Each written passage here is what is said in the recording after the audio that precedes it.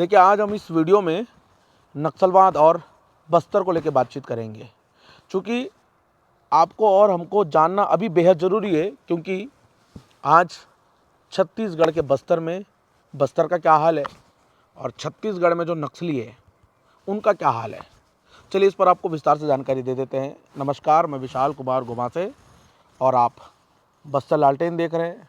अगर आपने अभी तक बस्तर लालटेन को सब्सक्राइब नहीं किया तो कर लीजिए। अगर आप इस वीडियो को फेसबुक पेज विशाल कुमार गोमासे में देख रहे हो तो पेज को भी ज़रूर फॉलो कर लीजिएगा।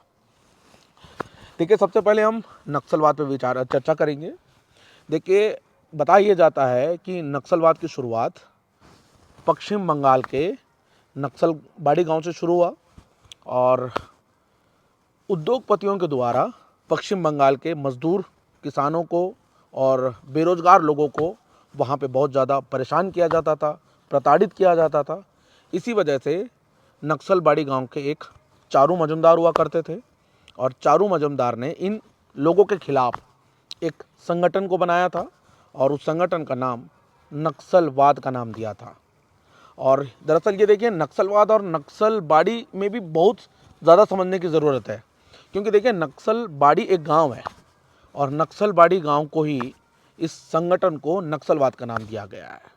अभी फ़िलहाल पश्चिम बंगाल में नक्सलियों की एक्टिविटी बिल्कुल नहीं है, मतलब ना के बराबर है। लेकिन अभी की स्थिति में नक्सल संगठन या फिर नक्सल के लोगों की जो एक्टिविटी है वो देश के कुछ हिस्सों में देखने मिलता है। अगर हम छत्तीसगढ़ के बस्तर की बात करें या फिर हम झारखंड की बात करें या फिर हम आंध्र प्रदेश की बात करें या फिर हम महाराष्ट्र की बात करें या फिर हम तेलंगाना की बात करें, तो इन हिस्सों में आज भी नक्सलियों की एक्टिविटी है और नक्सलवाद का विचारधारा इन इलाकों में देखने मिलता है। अब देखिए, मैं विचारधारा इसलिए कह रहा हूँ क्योंकि देखिए नक्सलवाद ना एक विचारधारा है। नक्सल संगठन कहाँ से शुरू हुआ? पश्चिम बंगाल के नक्सलबाड़ी गांव से। और आज पश्चिम बंगाल के कोई नहीं है भाई साहब नक्सली। और कौन है वो लोग? वो आदिवासी हैं या फिर साउथ के जो लोग हैं। और ज़्यादातर नक्सल संगठन में अभी ज़्यादातर संख्या की अगर हम बात करें तो वो आदिवासी हैं। झारखंड में देखें तो वो भी आदिवासी हैं और नक्सली जो है अभी, और छत्तीसगढ़ में देखें तो वो भी ज़्यादातर आपको आदिवासी मिलेंगे। लेकिन अब इन आदिवासियों को आखिर किसने नक्सल संगठन में जोड़ा? आखिर किसने नक्सल संगठन का विचारधारा लेके इन आदिवासियों को बताया है? दरअसल देखिए, ये बताया जाता है कि जो तेलंगाना के जो लोग हैं, और ये भी जानकारी मिलती है कि तेलंगाना के जितने भी जो पढ़े लिखे लोग हैं वो नक्सल संगठन विचारधारा के साथ आदिवासियों को नक्सल संगठन के विचारधारा के बारे में बताया है।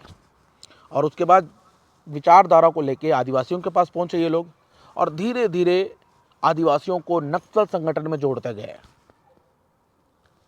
और उन्हें ये बताया गया है कि आपका जल जंगल ज़मीन खतरे में है और हमको इसको बचाना है, तो आपको हमारे संगठन में जुड़ना होगा और हमारे संगठन में जुड़ के आपको हथियार उठा के इस जल जंगल ज़मीन की सुरक्षा करना होगा।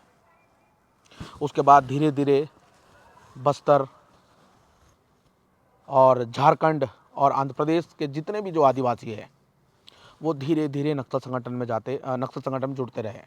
जुड़ते गए और आज अंततः नक्सलवाद का सफाया धीरे धीरे हो रहा है। आपको ये भी ज्ञात होगा कि नक्सलवाद का एक सबसे बड़ा नेता माड़वी हिड़मा को भी सुरक्षा बलों ने ढेर किया है। और ये कौन है? ये बस्तर का आदिवासी है। और माड़वी हिड़मा को किसने मारा? और नक्सलवाद को आज कौन खत्म कर रहे हैं? नक्सलवाद से कौन जंग लड़ रहा है? बस्तर के आदिवासी। वो लोग जो डीआरजी के जवान हैं वो भी बस्तर के ही आदिवासी हैं और वो आदिवासी आज आदिवासियों से लड़ रहे हैं। देखिए, मैं डीआरजी जवानों की बात मैं इसलिए कह रहा हूँ क्योंकि डीआरजी के जवानों की इसमें अहम भूमिका है। उसके बाद हम सीआरपीएफ को भी जोड़ के देख सकते हैं। तमाम जितने भी सुरक्षा बलों के जवान अभी फ़िलहाल जहाँ पे नक्सलियों की एक्टिविटी, ये तमाम लोग मेहनत कर रहे हैं, ये तमाम लोग नक्सलवाद को समाप्त कर रहे हैं।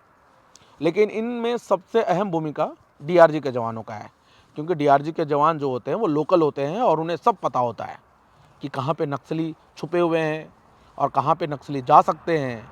और आज सटीक जो नक्सली जो सुरक्षा बलों के जवान जो पहुंच रहे हैं ना नक्सलियों के पास, वो कहाँ से मिल रहा है इनको जानकारी? ये तमाम जो डीआरजी के जवान है ना, उन्हीं से मिल रहा है जानकारी। और डीआरजी के जवान को काबिल तारीफ है, क्योंकि देखिए डीआरजी के जवान आज नक्सलवाद को समाप्त कर रहे हैं, सीआरपीएफ के जवान भी नक्सलवाद को समाप्त कर रहे हैं। अब देखना होगा इसका श्रेय कौन लेता है, लेकिन अगर नक्सलवाद का समाप्त होगा तो इतिहास के पन्नों में वो बस्तर के जवानों का नाम लिखा होना चाहिए। एक एक का नाम, जो शहीद हुए हैं ना, उनका भी नाम इतिहास के पन्नों में लिखा होना चाहिए। कितने लोग नक्सलवाद को समाप्त करने के लिए कुर्बानी दिए हैं, कितने लोग मुठभेड़ में बस्तर के जवान शहीद हुए हैं, कितने लोग न जाने मुठभेड़ में ढेर हुए हैं, माफ़ करेंगे शहीद हुए हैं, कितने लोग नक्सलियों के चपेट में आके अपनी जान को कुर्बानी दिए हैं। और इतिहास में इन तमाम लोगों का जिक्र होना चाहिए और तमाम लोगों का नाम होना चाहिए जब नक्सलवाद पूरी तरह से समाप्त हो जाएगा। लेकिन आज अंततः नक्सलवाद समाप्त के कगार पे है और लगातार नक्सली अलग अलग जगहों में आत्मसमर्पण कर रहे हैं, बड़े कैडर के माओवादी। एक वक्त मुझे भी लगता था अगर माड़वी हिड़मा अगर ख़त्म नहीं होगा, माड़वी हिड़मा अगर नहीं जिंदा रहा, तो मुझे भी लगता था कि नक्सलवाद समाप्त नहीं होगा। लेकिन माड़वी हिड़मा मारे जाने के बाद देखिए भाई साहब कितने लोग जाके आत्मसमर्पण कर रहे हैं। एमएमसी जोन के बड़े नेता जो करोड़ों रुपए के इनाम उन पर घोषित है, वो लोग आसानी से जाके समर्पण कर रहे हैं पुलिस के सामने। एक वक्त सुनने मिलता था कि डीवीसी रेंज का जो माओवादी है वो नज़र नहीं आता था, उसे हम देख नहीं पाते थे। आज वही नक्सली जो बड़े कैडर के माओवादी हैं, वो आज आसानी से जंगलों से निकलकर विकास की मुख्यधारा में शामिल हो रहे हैं। पर अफसोस की बात है कि हमारे इस पूरे युद्ध में और इस पूरे मुठभेड़ में हमारे सुरक्षा बलों के जवान भी शहीद हुए हैं। और बस्तर के लोग लगातार ये पूछ रहे हैं हमसे कि अगर नक्सलवाद समाप्त होगा तो बस्तर में क्या स्थिति होगा। देखिए ब्रिटिश सरकार के समय भी ये कहा जाता है कि बस्तर के आदिवासी, बिरसा मुंडा की बात कहे जाए और अन्य बस्तर में जितने भी लोग हैं जो ब्रिटिश सरकार के समय हुआ करते थे, वो लोग बस्तर के जल जंगल जमीन के लिए हथियार उठाए थे, तीर धनुष उठा के बस्तर की सुरक्षा के लिए वो लड़ते थे। अब कुछ लोग ये भी कह रहे हैं कि भाई साहब नक्सली भी बस्तर के जल जंगल जमीन की सुरक्षा के लिए हथियार उठाए, पर इनका रास्ता गलत है। कुछ लोग ये भी कह रहे हैं रास्ता गलत है क्योंकि हथियार नहीं उठाना चाहिए था इन्हें। खैर नक्सलवाद अब धीरे धीरे समाप्त हो रहा है, लेकिन लोगों के जहन में ये सवाल है अगर नक्सलवाद खत्म जैसे ही होगा, बस्तर खतरे में आ जाएगा, बस्तर का जल जंगल जमीन सभी को छीन लिया जाएगा। देश के उद्योगपति अडानी, अंबानी, मित्तल जैसे लोगों को बस्तर को सौंप दिया जाएगा। देखिए बस्तर के लोग ना, आपको बता दूं मैं, बस्तर के लोगों को विकास को लेकर उन्हें रोड नहीं चाहिए, उन्हें सुरक्षा बलों का कैंप नहीं चाहिए, उन्हें स्कूल चाहिए, उन्हें अस्पताल चाहिए। देखिए उनको रोड इसलिए नहीं चाहिए क्योंकि उनके पास कोई बड़ा वाहन नहीं होता है, साइकिल में चलते हैं वो लोग, पैदल चलते हैं वो लोग, मोटरसाइकिल इक्का दुक्का लोगों के पास रहता है, तो वो बड़ा चौड़ीकरण रोड को क्या करेंगे वो लोग। तो ऐसे बस्तर के लोगों का कहना है उन्हें कैंप नहीं चाहिए। आपको ये भी बात होगा कि सिलगेर में किस तरह से बड़ा आंदोलन शुरू हुआ था कैंप को लेकर, वहाँ से कैंप को हटाने को लेकर कई सारे निर्दोष आदिवासी भी उस हमले में मारे गए हैं। लेकिन आज भी बेचारे लोग उस सिलगेर आंदोलन को लेकर, आज भी कुछ लोग, आप जाके देखिएगा, आज भी कुछ लोग वहाँ पे बैठे हुए हैं उस कैंप को हटाने को लेकर। देखिए सुरक्षा बलों का मानना ये है, सरकार का मानना ये है, कैंप को स्टेब्लिश करेंगे तभी आसानी से हम बस्तर के अंदरूनी क्षेत्रों में विकास पहुंचाएंगे। बस्तर के आदिवासियों का कहना है कि हमें कैंप नहीं चाहिए, हमें सड़क नहीं चाहिए, हमें स्कूल चाहिए, हमें अस्पताल चाहिए। अब ये बस्तर के आदिवासियों का कहना है। हमसे बिना पूछे आप कैंप को कैसे स्टेब्लिश कर सकते हैं हमारे इलाकों में, हमारे ज़मीन में। तो ये तमाम लोगों का कहना है, बस्तर के आदिवासियों का कहना है, मेरा कहना नहीं है ये। मैं भी बस्तर का ही हूँ और अगर बस्तर में बड़ा बड़ा प्रोजेक्ट अगर शुरू होगा, खैर जो रोज़गार मिलेगा, लोगों को नौकरी मिलेगा। लेकिन कुछ लोगों का कहना है कि भाई साहब बस्तर पूरा समाप्त हो जाएगा, प्रदूषण से परेशान हो जाएंगे लोग। आप हसदेव चले जाइए, हसदेव में जाके देखिएगा कि कैसे वहाँ पे लगातार पेड़ों की कटाई की जा रही है, ठीक से सांस नहीं ले पा रहे हैं वो लोग। तो ऐसी स्थिति आएगी, ऐसे कह रहे हैं बस्तर के आदिवासी। लेकिन देखिए बड़ा अफसोस भी होता है कि आज हमारे बस्तर की स्थिति अभी सही नहीं है, क्योंकि बस्तर में खून का जो सिलसिला है वो रुकने का नाम नहीं ले रहा है। खून की नदियाँ बह रहा है, नक्सली मारे जा रहे हैं एक तरफ हमारे सुरक्षा बलों के जाबाज जवान इन नक्सलियों से लड़ते लड़ते शहीद हो रहे हैं। तो कुल मिला के बस्तर में हमारे ज़्यादातर आदिवासी ही मारे जा रहे हैं। देखिए, मैं बार बार कह रहा हूँ, देखिए मैं नक्सलियों का समर्थक नहीं हूँ, मैं नक्सलियों को सपोर्ट नहीं कर रहा हूँ, लेकिन हमारे बस्तर के आदिवासी है ना, वो तो मारे जा रहे हैं ना। ये इस चीज़ का अफसोस है, हमारे आदिवासी मारे जा रहे हैं। और सरकार निवेदन भी कर रहा है कि आप समर्पण आके करिएगा, विकास के मुख्यधारा में आके शामिल हो जाइएगा। कुछ लोग खैर आ भी रहे हैं समर्पण करने, लेकिन कुछ लोग नहीं आ रहे हैं, और वो बेचारे सब मारे जा रहे हैं। बड़ी सफलता मिल रही है सुरक्षा बलों को, और मुझे भी लगता है कि आपको भी लग रहा होगा कि आने वाले 2026 से पहले नक्सलवाद समाप्त हो जाएगा, ऐसा अनुमान जताया जा रहा है। क्योंकि नक्सलियों की स्थिति अभी बहुत ठीक नहीं है, बहुत लोग नक्सली मारे गए हैं, लगातार नक्सली मारे जा रहे हैं। लेकिन आप बताइएगा, क्या नक्सलवाद समाप्त होने के बाद बस्तर में विकास होना चाहिए या नहीं होना चाहिए?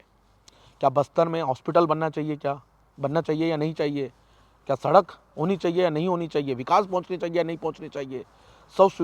शिक्षा पहुंचना चाहिए या नहीं पहुंचना चाहिए? क्या बस्तर के आदिवासी बच्चे पढ़े लिखे ना हो, ये सोचते हैं क्या आप? पढ़े लिखे होना चाहिए ना बस्तर के आदिवासी। तो ये तमाम सवालों के जवाब मैं आपसे भी जानना चाहूँगा। अगर आपको लगता है कि इस पूरे मामले को लेकर आपको हमारे इस बस्तर लालटेन में आपको प्रतिक्रिया देना है, तो आप ज़रूर प्रतिक्रिया दीजिएगा। एक एक कमेंट्स को लेकर मैं हर बार एक नए मुद्दे को लेकर मैं आपके सामने आता रहूँगा, और बातचीत करेंगे बस्तर को लेकर। क्योंकि अभी तो फ़िलहाल स्थिति बस्तर का सही नहीं है, क्योंकि अभी युद्ध चल रहा है। अगर किसी जंगलों में घूमने जा रहे हैं या फिर पर्यटन स्थलों में अगर जा रहे हैं अंदरूनी क्षेत्रों में, तो आप कृपया ना जाएं, क्योंकि सुरक्षा बलों के जवान और नक्सली पूरे चारों तरफ से फैले हुए भी हैं, और लगातार नक्सली धीरे धीरे समर्पण भी करने आ रहे हैं। तो अभी स्थिति सही नहीं है, लेकिन नक्सलवाद अब धीरे धीरे समाप्त हो जा रहा है, और हमारे कुछ सुरक्षा बलों के जवान भी शहीद हो रहे हैं। उन तमाम सुरक्षा बलों को सबसे विनम्र श्रद्धांजलि है। और वो जो मारे जा रहे हैं नक्सली, उनके लिए भी अफसोस होता है, क्योंकि वो भी हमारे बस्तर के ही मूल निवासी है, बस्तर के आदिवासी, लेकिन उनका रास्ता गलत है, उनको हथियार से नहीं लड़ना चाहिए था। खैर, आप क्या सोच रहे हैं इसको कमेंट करके बताइएगा, और फिलहाल इस वीडियो को ज़्यादा से ज़्यादा शेयर कीजिएगा, और साथ ही बस्तर लालटेन को सब्सक्राइब कीजिएगा। नमस्कार, धन्यवाद।